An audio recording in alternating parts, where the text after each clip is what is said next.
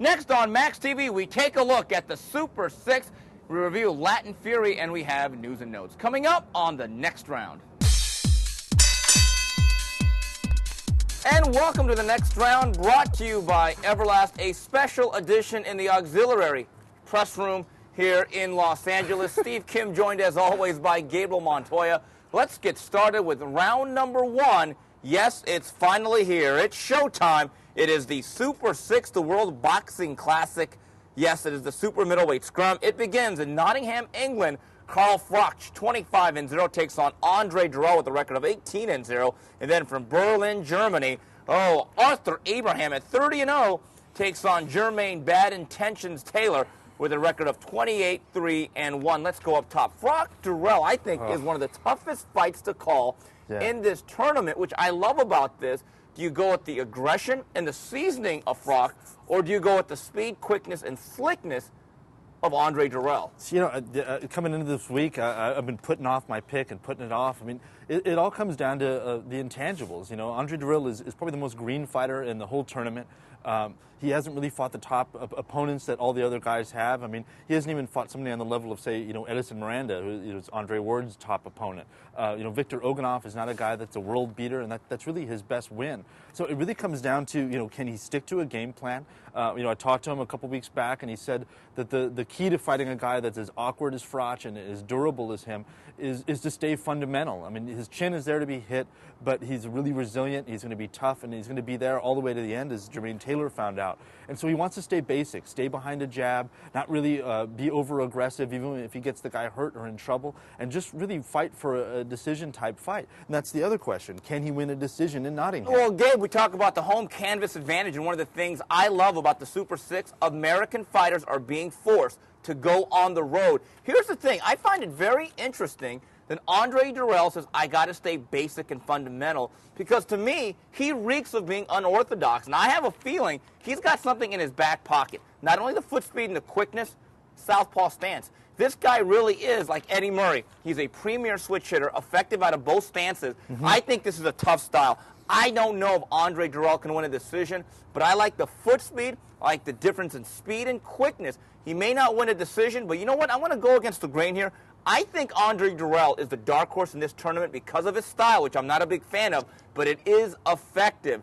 I like Andre Durrell to win a decision, even though I'm not so sure he can. Yeah, I'm going to go along with you, man. I think it's going to be a kind of fight that we're going to feel is a little wider than the scores actually say. I like Andre Durrell's his speed, his quickness, his athleticism. Let's not forget that, Jermaine Taylor may have lost in the last 14 seconds, but he was winning that fight and winning it pretty handily. And I think Durrell, he's not as experienced as Taylor. Maybe his punches aren't as straight as Taylor's, but he's got all the attributes and the intangibles to get this thing done. Boxing IQ. I think he holds himself together a lot better. As unorthodox and as usual as Andre Durrell is, in terms of what he wants to do from a philosophical standpoint, he's much better. Now, in defense of Froch, though, he's steady, he's tough, and he can bang a little bit. I've seen Andre Durrell get drilled to the canvas a couple of years ago in an undercard fight. His chin, to me, I think is a question mark, and Durrell may win. The early rounds may build up an early lead, but you know what? I would not count out Carl Froch because he is a marathoner. He does have long-distance staying power against guys like Jermaine Taylor and Jean Pascal. In the other bout, I think it is the crossroads. Jermaine Taylor is the one guy that everyone picks out of the 6 and says, this guy not only does not belong in the tournament, he may not stay in the tournament for very long. But you know what? I think Jermaine Taylor is going to make a very good account of himself here in Germany. I think he's at weight very early. If you read my story, he was there 2.5 weeks. He's at 169. I also believe perception is that he's a shot fighter. But, Gabe, you just mentioned it. He was 14 seconds away from being a guy with great momentum and coming in here with a WBC Super Middleweight Championship. But here's the thing with him is that, he came up short. A lot of people think he came up short twice against Bernard Hopkins. I did. Yeah, I didn't. But, I thought it was a draw, and then I think the second one was a draw, and I thought he won the first one. But then he came up, short, very short against Kelly Pavlik 2 times. I thought he lost against Winky Wright. I thought he lost against Corey Spinks. And then he came up short against Carl Froch. to me, there's no evidence to suggest that he's going to change in this training camp against a guy that has the defense of a Winky Wright, that probably hits harder than Carl Froch, is more technically sound, is a speedier guy, a well-proven champion. I just don't see how he wins. And I think that Abraham is going to be rejuvenated by the weight. Moving up to 168, he's going to look like Tito Trinidad when he moved to junior middleweight. He's going to be rejuvenated, a little faster, a little stronger, and able to come out the gate fast. I see Arthur Abraham blowing him out in about 8 rounds. Based on what you detailed about the career of Jermaine Taylor, I could see why certain people called him bad decisions, Taylor. All of that is true. I agree with you on a lot of those decisions or your opinions of them. Here's why I think this fight will actually be more competitive than you think. Arthur Abraham has a turtle shell defense, much like Winky Wright. The one thing Jermaine Taylor can do, he has a good hard stick and a good hard jab. I think from the outside, one of the things that he's going to have an advantage is when his hands are moving, Arthur Abraham is not what I'd call a pure counterpuncher. He is a catch-and-counter type of fighter where he's going to block punches and then let his hands go. Jermaine Taylor still has pretty good legs. He has good athleticism. The problem with Jermaine Taylor, I think, is more psychological than physical. I don't think that he's not a guy that doesn't train hard. I think he does. But I think technically he runs out of ideas because I don't think his boxing IQ is all that high. I think Jermaine Taylor has some moments early, but I think he's overtaken late. I like King Abraham here to win this fight. Yeah, the thing, too, that you're saying about him coming into weight, or he's touchdown weight about 2 weeks out from the fight. I'm not sure if that's necessarily a positive thing. A big knock on him is that he doesn't train very much, if at all, between fights, and he has a tendency to blow up, come into camp with only 8 weeks to go, and be worrying more about cutting weight than refining his game. But to me, this is just yet another, almost like De La Hoya, always kind of trying something different, always trying to reinvent the wheel instead of being consistent. And I'm going to go with Arthur Abraham here because he's the consistent guy. He's now moving up in weight. I just think that all those things are going to add up to a big victory. In other words, this time he's really, really, really, really going to be in shape, and this time he's not messing around. And the one thing about Arthur Abraham, he is not what I would call a radar fighter like a Wilfred Benitez. He's not going to slip punches. He's not going to dip. He's not going to slip. But one thing is he covers up very, very well, and it takes an accurate puncher to break through that guard. And there's one thing about Jermaine Taylor I've never liked. He's never been a particularly accurate puncher. There's not a lot of precision. There's a lot of energy. There's a lot of burst and acceleration. But he's not a guy that really hits the target all that often. He really wings that right hand. I just see a counter left hook in his future. I think that, really, I think Abraham is kind of being overlooked a lot because he's coming up from 160. He's the one guy that you don't know much about, if anything, at super middleweight. But, you look at his early fights, Kingsley Aikiki, fights like that. He was not the kind of slow, economical fighter that he's become later on in his career. And I think a big reason is he's cutting over 20 pounds of weight just to get down to the 160 limit. But when you saw him jump up against Edison Miranda, and they fought at a catch weight, I believe it was like 164, you could see that he was rejuvenated. He started really fast. Maybe it's because he was so familiar with Miranda or he had something to prove. But, again, I think in this fight, he has something to prove. I think he's going to look to send a message to everybody else that he's the guy to beat. He's my personal pick to win the whole thing. And I think he does it. I want to say 6, but I'm going to give Jermaine Taylor the benefit of the doubt and go 8. All right, now I'm going to say decision for Arthur Abraham in a fight where I think Jermaine Taylor is actually very competitive, at least throughout the first half. We come back, we take a look at Latin Fury. And we are back. Round number 2 of the next round, brought to you by Everlast. Gabriel Montoya, Steve Kim, talking boxing from the theater at Madison Square Garden. It was indeed Latin Fury. And in a thriller for the WBO Junior Featherweight title of the world, Juanma Lopez escapes with this title with a 12-round decision over the game Rogers Matagua. Your scores 114-113, 116-111, and 115-111. And also, co-main event of the night, WBA featherweight title, Yurkis Gamboa improves to 16-0. He notches his 14th stoppage, stopping Weiber Garcia in 4 rounds. Juanma Lopez, Rogers Matagua, I thought would be a much better style fight than Oliver Lonke for one reason.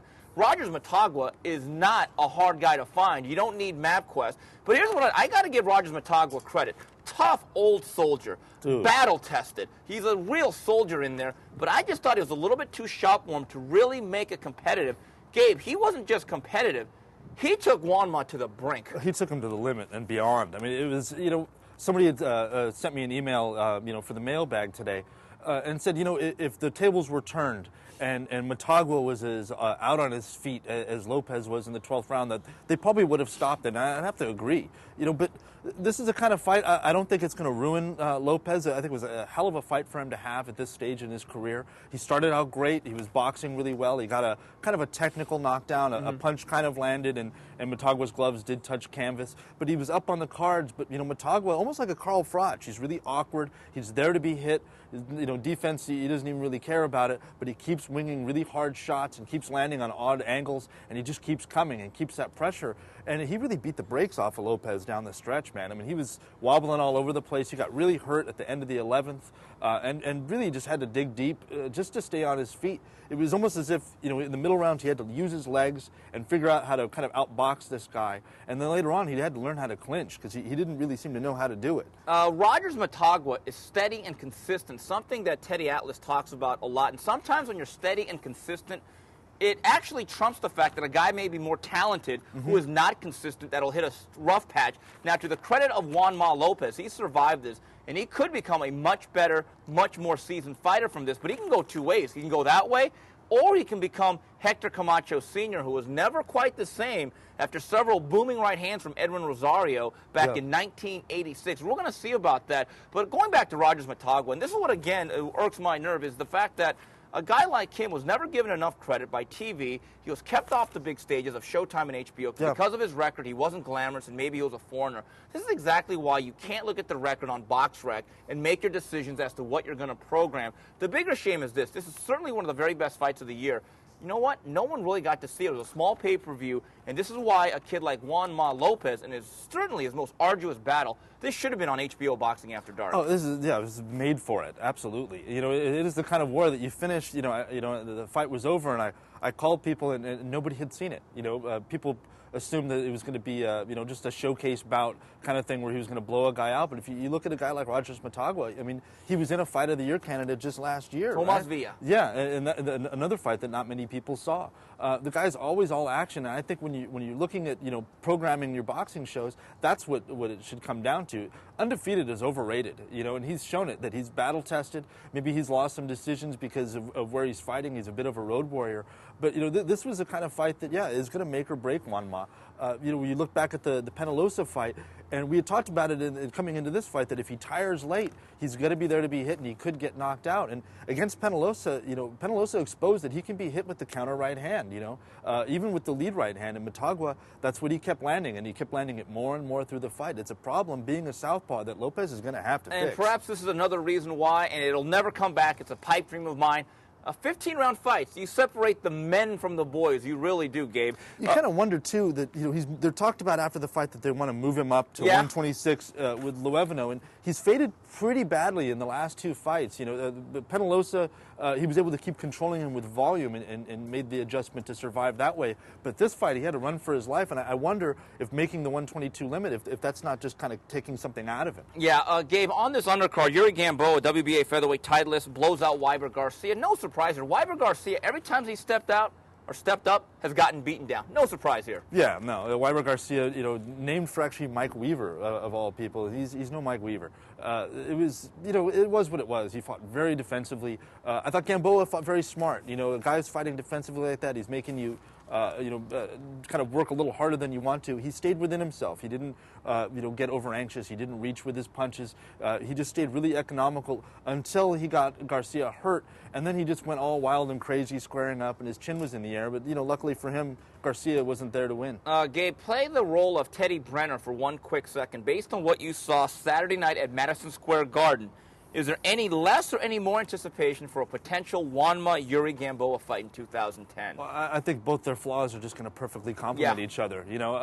Anybody that saw Lopez fight and survive, I don't think walked away saying he was exposed, he wasn't as good. But he's certainly not unbeatable. Yeah, the one person that said maybe, he was exposed was Harold Letterman, who sent me a Facebook message. It was kind of bizarre. Gabe, let me tell you, Juan Ma Lopez really got exposed. Gabe! Yeah, something like that. Something like that. Yeah, okay. But, I think no. I think it's even more exciting. Gamboa, though, he's he hasn't done what Lopez has done, which is fight the ex-champions, fight the veteran guys that he's there to beat. There's a wide chasm between, fighting Weiber Garcia and fighting Juanma Lopez. I still favor Lopez despite him being, a little bit exposed. And also, let's be very realistic about this. This is a fact. Gamboa is like paint. He has tasted canvas. That is also a factor. Yeah. We come back. We wrap it up with news and notes. And we wrap it up here on the next round, brought to you by Everlast, Gabriel Montoya, Steve Kim. We go to news and notes, and it was the return at the Nokia Theater at LA Live. Israel Vasquez with a TKO 9 over Angel Priolo. He is back. He's back, but he's not better. Let's be very honest. There was ring rust, but I've said this before. Israel Vasquez, to me, is like a crash test dummy. Remember those drunk driving ads back in the early 90s? Every time he goes into a battle, he's going to get wrecked a little bit. He's a bleeder. He had a bad gash. And forget the situation with his eye, but he's at the point now where there's reflexes and the wear and tear. I think a lot of those punches he got hit by Priolo, I don't even think he saw coming. No, not at all. I mean, Rusty, he made the Tin Man look like Michael Jackson. He was just... Wow. It took him a while to shake it off, but by the time he'd taken some damage. I agree with you. I don't think he can see punches coming out of that side of his face. He takes a big, huge gash to his left eye. I mean... I'm a guy that watches boxing. I watch a lot of fights. I watch MMA. I watch all kinds of stuff. But I'm a little squeamish about watching this guy fight. And they're going to try to get to the Marquez fight. And I don't think they can get to it soon enough. No, they need to get to it right away because the warranty really was up about last year. And that's the only fair fight to make. You're not going to match him against Yuri Gamboa. You're not going to match him against Juanma Lopez or Celestino Caballero. You want to maximize the money and make it a fair fight, which unfortunately, you can say what you want. That would be an excellent fight from a savage standpoint. If you're a bloodthirsty savage, which I am, by the way, that is the fight to make. And Angel Priolo, again, this is a fact. He had been knocked out by much smaller fighters, well below 126, namely Jorge Arce and Brian Valoria. As Bill Belichick and Steve Kim like to say when it comes to Israel Vasquez, it is what it is. This is what we have with Mal Magnifico right now in 2009 and 10. Yeah, I mean, he's kind of actually following along the lines of Arce, where, they're putting him in guys he's supposed to beat, and he still goes about it as if he's fighting, Rafael Marquez. It's going to be nip and tuck. It's going to be a war, and he's going to take a lot of damage. And at this point, he's like an old car. He can only get older. The thing that I do love about him, and we can't say this enough, the heart that he has and the courage. He's one of the best action fighters, I would say, of the past 15 years. And that's what I love about him, is that he left a piece of himself in there. He gave something to the sport of boxing. And I hope every boxing fan, when it's all said and done, can really appreciate the type of performer Israel Vasquez was. Moving on, it was a stunner and a shocker Saturday in Japan for the WBA junior lightweight title. J.C. Salgado moves to 22-0-1, registering his 16th knockout, stopping Jorge Linares in one. You know what, Gabe? I would really have fun. I would talk a lot of S. I would point fingers. I would deride people. All these people that were on the Jorge Linares bandwagon who said that he was a great fighter, that he was going to be pound for pound. There's only one problem. Two of them co-host this show. Yeah. I don't think there's any doubt. We are that Raider fan that brought the Jamarcus Russell jersey. We're the guy that brought this Ryan Leaf jersey back in 1998. You just never know what could happen. The bottom line is he got hit with the shot, and we could say it's a freak accident. It's been brought up to us, though. Out of your truly great fighters, freak accidents like this don't really happen. It's pretty rare, man. I mean, granted, he got hit in the temple. It's not like he got hit on the chin and dropped. And Salgado did have a nice knockout ratio coming into the fight. He's a heavy-handed guy. Yeah, it turns out his power is pretty for real. I mean, he just knocked out a guy that we thought was going to be a future pound-for-pounder and may still become that. Before the show, we talked about, what great fighters get blown out like this. And maybe you go all the way back to, like, say, a Joe Louis, who was fighting Max Schmeling, in their first fight. And Schmeling had been knocked out 4 times. He had 7 losses, 2 draws. He was not a guy that was supposed to win, and he beat Louis from pillar to post. This is, granted, a little bit different because, it was really one punch in the first round. But, a guy can come back. I mean, you look at Amir Khan, who we're watching work out at the wild card. And I remember asking Freddie Roach when he had signed on to take Amir Khan, over as his trainer. I said, what's better, a long beating where the guy gets knocked out or just, loses? Or, and we were talking about, Pavlik versus Bernard Hopkins. or a fight like Brady Prescott, Ramir Khan, where you get blown out in 1 minute, you get caught with a punch, and you never quite recover. And he says the quick knockout. Yes. Because you don't remember, and you're able to get over it and move past it. And Linares, he already wants that rematch, and we'll find out if he just got lucky or if Salgado's got his number. I think he can come back. Linares' situation and the lost momentum in the wake of his sterling performance against Oscar Arias really burst onto the scene in America. I don't like the way his career is handled. No. I know there are injuries, but he was not active. He was not brought out to this country. I heard there are issues with the arrogance. I think the kid was a little bit full of himself. Let me tell you something. Something like this, if it doesn't humble you, nothing will. But this is what I love about the game of boxing. When you lace on the Everlast or Cleto Reyes or whatever, anything can happen in the ring. I mean, who thought this was going to happen? I mean, I was in Houston with a bunch of fight people. Everyone read the results on Fight News early in the morning. You want to talk about an early morning shock? I think a lot of people spit out their coffee when they saw this result. Yeah, I mean, at the very least, you could have checked out the rest of the Golden Boy roster and said, I better be careful when I get in the ring. Is there a Golden Boy curse? We had the curse of the Bambino, which was, I think, expunged back in 2004 with the Red Sox. The EA Sports curse. Yes, in the NFL. Don't ever make the cover of that. You're going to have a blown-out ACL. But is there a Golden Boy curse? It's kind of looking that way, isn't it? Yeah. I mean, James Kirkland, okay, he didn't lose in the ring, but, he lost in the courts. You got Victor Ortiz. Now Linares. I mean, this is, and then Charles Huerta. Yeah. And all within like 2 weeks of their signings. Yeah. I think, maybe you should wait at least 6 months after signing with them to maybe get a fight. Just kind of let that pass and let the gods forget. Let's move on here. Wrapping it up here, we have tidbits, some news and notes here. December 2nd, Bernard Hopkins takes on Enrique Ornelas in his tune-up for Roy Jones. This will be on Versus. October 22nd, at Tachi Palace in California, Edison Miranda and Malik Scott co-headline a show brought to you by Goose and Tudor. And then November 6th at the Palms in Las Vegas, Zab Judah and Joel Casamayor headline the bill. Going back up top, Hopkins Ornelas, I guess, for a tune-up fight on Versus, which is great news if you don't have DirecTV. I think it kind of is what it is. This will be the last appearance, I believe, of Bernard Hopkins in his hometown of Philadelphia. Yeah, it's good for him. I mean, it's what he wanted, for his birthday was, a tune-up fight in his hometown or a fight in his hometown, and he gets a tune-up. And I don't think it robs the fans in any ways. His hometown fans get to see him in person one last time. The fans get to see him on Versus if you don't have DirecTV. I think it's a good thing all around. And it sets up the Roy Jones fight, which, we'll get to later. Zab Judah, Joel Casamayor, how the mighty have fallen. Zab Judah said that I don't want to fight on the Marquez Mayweather September 19th undercard because I got something bigger and better. I got to tell you, after the fact that pay-per-view did 1 million buys and now you're on this small little pay-per-view, I have to tell you something. When it comes to career advice, Zab Judah is not exactly E.F. Hutton. When he talks, I may not listen. Yeah, he's like the polar opposite of Floyd Mayweather. Yeah. The guy just... I don't really know what to say. Is this bigger and better? No, it's actually smaller and worse. Yeah, it has a look. When you see like two great performers from let's say the 90s who once had a couple of platinum albums, now they're playing at some lounge. Once they're at the Palladium or the Madison Square Garden or the biggest theaters out here, the Hollywood Bowl, and now they're out there at the bar playing a cheap lounge act. This kind of has the look of that, doesn't it? Yeah, you could actually go and drink and eat with them afterwards. Have some chips, some salsa, and talk over old times. It could be fun. So that's it for this week's edition of the main event the next round. And speaking of that, I'm actually glad I made that mistake. In case you have not noticed, the main event is back Wednesday nights live, 6 p.m., every single Wednesday for 1 hour. I actually subjected you to listening to that. Yeah. Now, was it as horrible as you thought it was going to be? I actually enjoyed the show. But you're the one. And the man gets good guests. If you're a big boxing fan, to have Larry Merchant on there and Lou DiBella. This week you've got what? Steve Farhood and Ken Hirschman, the czar of Showtime. Yeah, you can't ask for anything better. And also the show will be archived. So let's try this again. That's it for this week's edition of TNR on behalf of Gabriel Montoya and the rest of Max Boxing. To the next round, goodbye, everybody.